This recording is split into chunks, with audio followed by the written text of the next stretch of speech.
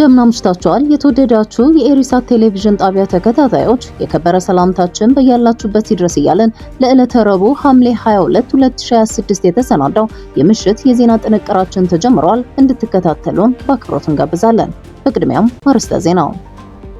በኤርትራ ለውጥ ሊመጣ የሚችለው የውስጥ ትግሉ ሊጠነክር ሲችል ብቻ መሆኑ ተገለጸ። በትግራይ የጸጥታ ኃይሎችንና ሰራዊትን ማጠናከር ቅድሚያ ተሰጥቶታል ተባለ። የኢትዮጵያና የሳውዲ አረቢያ የውጭ ጉዳይ ሚኒስትሮች በስልክ ተወያዩ። ሱዳን ላጋጠማት የኤሌክትሪክ ኃይል መቋረጥ ኢትዮጵያን ከሰሰች። ሱዳን የየመን ሁቲዎች በሳውዲ አረቢያ ወደቦች ላይ ያስታወቁት የባህር እገዳ በቀይ ባህር የመርከብ ጉዞን አደጋ ላይ እየጣለ ነው አለች። የኬንያ መንግስት የከፍተኛ ትምህርት ተቋማት ተማሪዎችን ወጪ ሙሉ በሙሉ በበጀት ሊሸፍን መሆኑን አስታወቀ። በአልጄሪያ በተነሳ የሰደድ እሳት አደጋ 6 ሰዎች መሞታቸውን የሀገሪቱ ባለስልጣናት አስታወቁ። ወደ ዝርዝር ዜናዎቹ እናልፋለን። ቆይታችሁን ከኛ ጋር እንድታደርጉ በአክብሮት እንጋብዛለን። በኤርትራ ለውጥ ሊመጣ የሚችለው የውስጥ ትግሉ ሊጠነክር ሲችል ብቻ መሆኑ ተገለጸ። ከኤሪሳት ቴሌቪዥን ጋር ቆይታ ያደረጉት ዶክተር አስፋው ተከስተ በኤርትራ ጨቋኝ ግለሰብ እንጂ ኃላፊነት ሊወስድ የሚችል መንግስት አለ ሊባል አይችልም ብለዋል። በአሁኑ ወቅት እየተነሳ ያለው የኢትዮጵያ ወደብ የማግኘት ጥያቄ በሰላማዊና የሁለቱንም አገራት ጥቅም በሚያስጠብቅ መልኩ እንዲፈታ በዓለም አቀፉ ማህበረሰብ እየቀረበ ያለው ግፊት በኢሳያስ ስርዓት በኩል ተቀባይነት ማግኘት አለመቻሉን ጠቁመዋል። በመካከለኛው ምስራቅ በተቀሰቀሰው ጦርነት ምክንያት የቀይ ባህር አስፈላጊነት እየጨመረ መምጣቱን ተከትሎ ጥቅማችን ተነካ የሚሉ የዓለም ሀያላን ሀገራት ይህንን ጉዳይ በዝምታ እንደማያልፉት የገለጹት ዶክተር አስፋው በኤርትራ ለውጥ ሊመጣ የሚችለው ከውስጥ በሚነሳ ትግል በመሆኑ ትግሉም ከውስጥ ሊመራ ይገባል ብለዋል። አክለውም በውጭ የሚኖሩ ኤርትራውያን በውስጥ የሚደረገውን ትግል ለማጠናከር ረዳት ሊሆኑ እንደሚገባ እንዲሁም ያላቸውን ሰፊ መረጃ የማግኘት እድል ተጠቅመው በዚህ ረገድ መሳተፍ እንዳለባቸው በመጠቆም በውጭ ሆነው መፎከር ብቻ ትርጉም እንደሌለው አብራርተዋል። አምባገነን መንግስታት በስልጣን ላይ ሊቀጥሉ የሚችሉት ጠንካራ የስለላ ሂደት ሲኖራቸውና በስርዓቱ ተጠቃሚ የሆኑ ለስርዓቱ ሲሉ መስዋዕት ለመሆን የሚፈልጉ አገልጋይ ዜጎች ሲኖሩ ብቻ ነው ያሉት ዶክተር አስፋው የህግደፍ ስርዓት ግን ልዩ ጥቅሞችን የማይፈቅድ በመሆኑ በስሩ ያሉት ዜጎች ደስተኞችና ተጠቃሚዎች አይደሉም ብለዋል። ስለዚህም ለስርዓቱ ውድቀት የሚያፋጥኑ ናቸው በማለት የአምባገነኖች ስልጣን የሚያበቃው በቅርብ አገልጋዮቻቸው መሆኑን ገልጸዋል።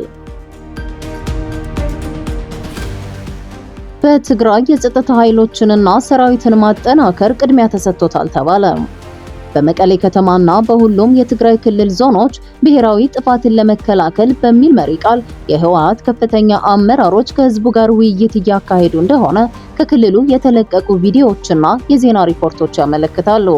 በመቀሌ በተካሄደው ጉባኤ የተሳተፉት የትግራይ ፕሬዝዳንት ዶክተር ደብረጽዮን ገብረ ሚካኤል ከፌዴራል መንግስት ተስፋ የሚጣልበት ነገር እንደሌለ ገልጸው ትግራይ ከገጠሟት የፖለቲካ፣ የኢኮኖሚና የማህበራዊ ችግሮች መውጣት የምትችለው በራሷ ጥረት ብቻ መሆኑን ተናግረዋል። በሃውዚንግ ከተማ በህወሓት ስራ አስፈጻሚ ኮሚቴ አባል አቶ አለም ገብረ ዋህድ የተመራ ውይይትም ተካሂዷል። በዚህ ወቅት ኢትዮጵያን እየመራ ያለው ፓርቲ የትግራይን ህዝብ ጠላት ነው በማለቱ ይህንን ኃይል መመከት አማራጭ የሌለው ጉዳይ መሆኑን ገልጸዋል። በሽረ ከተማም በተመሳሳይ የህወሓት ስራ አስፈጻሚ ኮሚቴ አባል ዶክተር አብርሃም ተከስተ የመሩት ውይይት ተካሂዷል። በዚያም ህዝቡ ላነሳቸው ወቅታዊ ጥያቄዎችና ችግሮች ምላሽና ማብራሪያ ተሰጥቷል። የህወሓት ቢሮ ኃላፊና የስራ አስፈጻሚ ኮሚቴ አባል ወይዘሮ ፈትለወርቅ ገብረ እግዚአብሔር ባደረጉት ንግግር ህወሓት በብልጽግና ፓርቲ ላይ የሚያደርገውን ትግል ብቻውን እንደማያካሂድ ገልጸው በአዲስ አበባ ዙሪያ የሚንቀሳቀሱ ፋኖና ሸኔም እየታገሉ መሆናቸውን ጠቅሰዋል።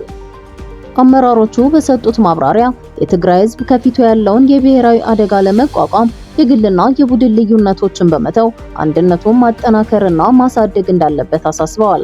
እንዲሁም የፕሪቶሪያው ስምምነት በኢትዮጵያ መንግስት በተገቢው መንገድ እንዳልተፈረመ የገለጹት የድርጅቱ አመራሮች የትግራይን ህዝብ ደህንነት በአስተማማኝ ሁኔታ ለማስጠበቅ የህዝባዊ የጸጥታ ኃይሎችንና ሰራዊቱን ማጠናከር እንደ ቀዳሚ የሥራ ዕቅድ ተይዞ እየተሰራበት መሆኑን ገልጸዋል።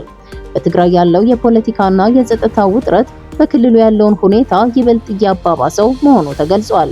የተጠናከረው የፕሮፓጋንዳ ዘመቻና የወታደራዊ ዝግጅትም ከብልጽግና ፓርቲ ጋር ወደ አዲስ ግጭት ሊያመራ የሚችል እንደሆነ አንዳንድ የፖለቲካ ተንታኞች ያስጠነቅቃሉ። የኢትዮጵያና የሳውዲ አረቢያ የውጭ ጉዳይ ሚኒስትሮች በስልክ ተወያዩ። በአፍሪካ ቀንድና በመካከለኛው ምስራቅ ውጥረቶች በተባባሱበት በአሁኑ ወቅት የኢትዮጵያ የውጭ ጉዳይ ሚኒስትር ጌዲዮን ጢሞቴዎስ ከሳውዲ አረቢያ የውጭ ጉዳይ ሚኒስትር ልዑል ፋይሰል ቢን ፋርሃን ቢን አብደላ ጋር በስልክ ተወያይተዋል። ሁለቱ ወገኖች በሁለትዮሽ ግንኙነትና የጋራ ጥቅሞች ባሏቸው በበርካታ ቀጠናዊ ጉዳዮች ዙሪያ መክረዋል ሲል ሳውዲ ፕሬስ ኤጀንሲ ዘግቧል። ይህ ውይይት የተካሄደው በአፍሪካ ቀንድና በመካከለኛው ምስራቅ ጂኦፖለቲካዊ ውጥረቶች በከፍተኛ ደረጃ በተባባሱበት እንዲሁም ኢትዮጵያና ሳውዲ አረቢያ በተለያዩ ቁልፍ ግጭቶች ላይ የተለያዩ ቀጠናዊ ኃይሎችን በመደገፍ ላይ በሚገኙበት ወቅት ነው። ሱዳን ላጋጠማት የኤሌክትሪክ ኃይል መቋረጥ ኢትዮጵያን ከሰሰች። በመላው ሀገሪቱ ላጋጠመው የኤሌክትሪክ ኃይል መቋረጥ ምክንያት ከኢትዮጵያ ጋር ያለው ያልተመጣጠነ ግንኙነት እንደሆነ የሱዳን የኃይልና ነዳጅ ሚኒስቴር ሐምሌ 21 ባወጣው መግለጫ አስፍሯል። በካርቱምና በሌሎች የሀገሪቱ ግዛቶች የኤሌክትሪክ አገልግሎት መቋረጥ እንዳጋጠመ ያመለከተው የሱዳን ትሪቡን ዘገባ የሱዳን የኃይልና ነዳጅ ሚኒስቴር መግለጫን በመጥቀስ ችግሩ እየተባባሰ እንደሆነና የሀገሪቱ ሕዝብ ዕለታዊ ኑሮ በከባድ ሁኔታ ውስጥ ወድቆ እንደሚገኝ አብራርቷል።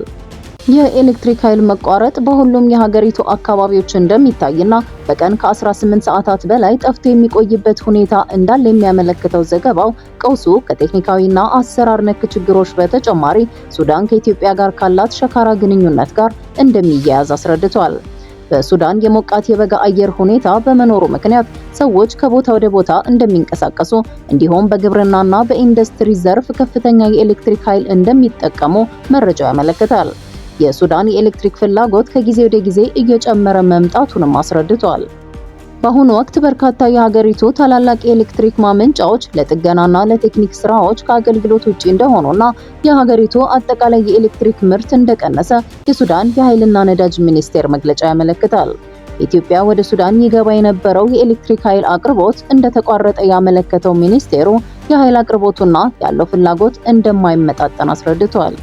አክሎም ሙስና፣ ስርቆት እንዲሁም በሀገሪቱ በተቀሰቀሰው ደም አፋሳሽ ግጭት ምክንያት በኃይል ማመንጫ ጣቢያዎች፣ በትራንስፎርመሮችና በኃይል ማስተላለፊያ መስመሮች ላይ የደረሰው ከባድ ጉዳት ችግሩን እንዳባባሰው የገለጸው ሚኒስቴሩ የሀገሪቱን የኃይል ኢንዱስትሪ ወደ ነበረበት ለመመለስ የጥገና ስራዎች እንደተጀመሩ ጠቅሷል።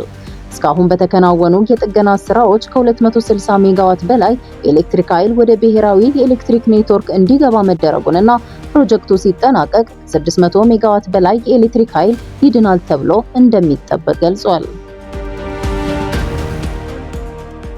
ሱዳን የየመን ሁቲዎች በሳውዲ አረቢያ ወደቦች ላይ ያስታወቁት የባህር እገዳ በቀይ ባህር የመርከብ ጉዞን አደጋ ላይ እየጣለ ነው አለች። የየመን ሁቲ ቡድን በሳውዲ አረቢያ ወደቦች ላይ ያስታወቀው የባህር እገዳ በቀይ ባህር የመርከብ ጉዞ ላይ ቀጥተኛ ስጋት እንደሚፈጥር ሱዳን ገልጻ ሪያድ ለምትወስደው ማንኛውም የጸጥታ እርምጃ ሙሉ ድጋፍ እንዳላት አስታውቃለች። ይህንን መረጃ ሐምሌ 22 የወጣው የሱዳን ትሪቡን ዘገባ አስፍሯል። ሁቲዎች በሐምሌ 20 ባወጡት መግለጫ በሳውዲ አረቢያ ላይ ያወጁትን የባህር እገዳ የማያከብሩ መርከቦችን እንደሚያጠቁ አስጠንቅቀው በዚህ ምክንያት 6 መርከቦች ከቀይ ባህር መመለሳቸው ተገልጿል። በሁቲዎች ቁጥጥር ስር ያሉ ሚዲያዎች አንድን የጦር ምንጭ ጠቅሰው እንደዘገቡት ባለፉት 24 ሰዓታት በክልሉ ውጥረት እየተባባሰ ባለበት ሁኔታ በተሰጠው ማስጠንቀቂያ ምክንያት 6 መርከቦች ወደ ኋላ ተመልሰዋል። የሱዳን የውጭ ጉዳይ ሚኒስቴር ባወጣው መግለጫ ሁቲዎች በሳውዲ አረቢያ ወደቦች ላይ የባህር እገዳ ለመጣል ያወጡት መግለጫ እጅግ አሳሳቢ ነው። ይህም በቀይ ባህር የመርከብ ጉዞን በቀጥታ የሚያሰጋ ሲሆን የባህር ዳርቻ ሀገራትን የጸጥታና የኢኮኖሚ ጥቅም የሚጎዳ ነው ብሏል። መግለጫው አክሎም ሪያድ የወደቦቿን ደህንነትና ስራ ለማስጠበቅ እንዲሁም የሳውዲ አረቢያን ብሔራዊ ደህንነት ለመጠበቅ የምትወስደውን ማንኛውንም አስፈላጊ የጸጥታ እርምጃ ሙሉ በሙሉ እንደምትደግፍ ሱዳን አረጋግጣለች። የኬንያ መንግስት የከፍተኛ ትምህርት ተቋማት ተማሪዎችን ወጪ ሙሉ በሙሉ በበጀት ሊሸፍን መሆኑን አስታወቀ። የኬንያ መንግስት ከሚቀጥለው መስከረም 2026 ጀምሮ ወደ ዩኒቨርሲቲዎችና ኮሌጆች የሚገቡ የሁሉም ተማሪዎች የትምህርት ወጪ ሙሉ በሙሉ በመንግስት በጀት እንደሚሸፈን ይፋ አደረገ።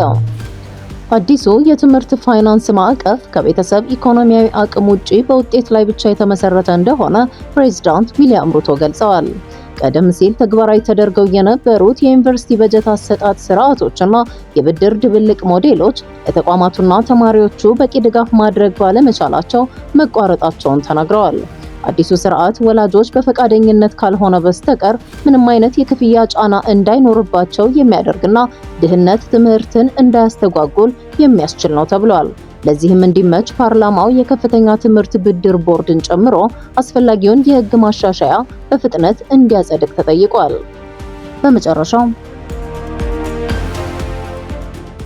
በአልጄሪያ በተነሳ የሰደድ እሳት አደጋ 6 ሰዎች መሞታቸውን የሀገሪቱ ባለስልጣናት አስታወቁ። የአደጋው መንስኤ በአካባቢው በተከሰተው ከፍተኛ የሙቀት ማዕበል ነው ተብሏል።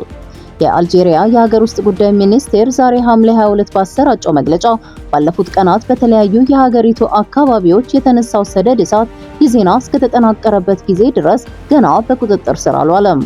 በአደጋው 6 ሰዎች መሞታቸውን የገለጸው ሚኒስቴር መስሪያ ቤቱ ለተጎጂዎች አስፈላጊውን ካሳ ለመስጠት የሚያስችል ዝርዝር የጉዳት መጠን እየተጠና መሆኑን አክሏል።